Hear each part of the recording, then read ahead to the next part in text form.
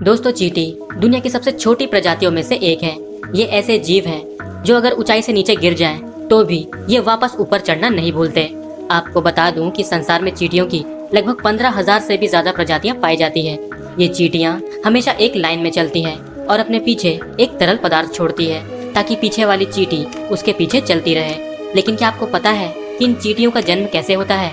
अगर नहीं तो इस वीडियो को पूरा जरूर देखना। दोस्तों, इस प्रक्रिया में सबसे पहले नर और मादा का मिलन होता है, जैसा कि आप देख सकते हैं, और इनका ये मिलन लगभग 10 मिनट तक चलता है। और जैसे इनके मिलन की प्रक्रिया समाप्त हो जाती है, उसके कुछ दिनों बाद ही मादा चींटी अंडे देने की अवस्था में आ जाती है, जिसके लिए इसे एक कॉलोनी की जरूरत होती है और फिर ये कॉलोनी की तलाश में निकल जाती है।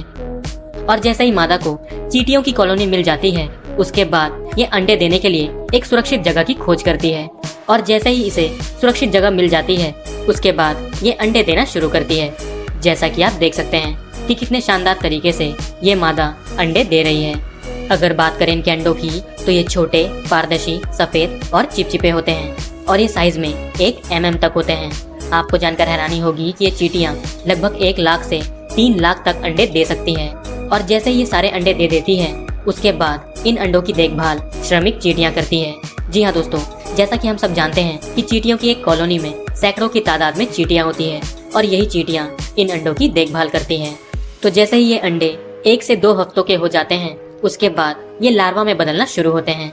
जैसा कि आप देख सकते हैं, ये लार्वा सफेद और पारदर्शी होते हैं, लेकिन इनके पास आँख और पैर नहीं होते। तो जैसे ही ये अंडे लार्वा में बदल जाते हैं, उसके बाद ये वर्कर्स चींटियां इन्हें भोजन खिलाती हैं। जैसा कि आप देख सकते हैं कि किस तरह ये चींटियां अपने लार्वा को भोजन खिला रही है।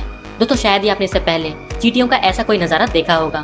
आपको बता दूं कि ये भोजन ठोस या तरल पदार्थ किसी भी प्रकार के हो सकते हैं और ये लगभग 2 हफ्तों तक अपने लार्वा वाले जीवन पर ही बने रहते हैं। और जैसे ही इनके लार्वा वाले जीवन का समय पूरा हो जाता है, उसके बाद ये प्यूपा बनाना शुरू करते हैं, जिसके लिए ये अपने शरीर से चिपचिपा पदार्थ निकालते हैं, जो हवा के संपर्क में आते ही ठोस हो जाता है, जिसे कोकून भी कहा जाता है।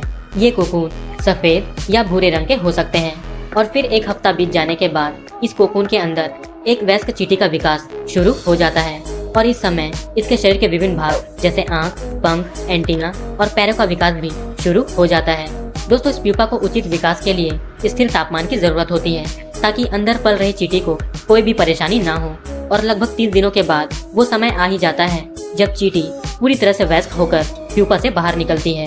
जैसा कि आप देख सकते हैं कि कैसे ये वर्कर्स चींटियां प्यूपा को काटकर अंदर पूर्ण रूप से विकसित चींटी को बाहर निकालती हैं और इस तरह इस चींटी की जन्म प्रक्रिया समाप्त होती है। जब ये चींटी पहली बार कोकून से बाहर आती है तो इसका शरीर कमजोर और रंग हल्का होता है, जो कुछ समय बाद मजबूत और गाढ़ा हो जाता है। साथ ही इनके पास 2 आंखें भी होती है।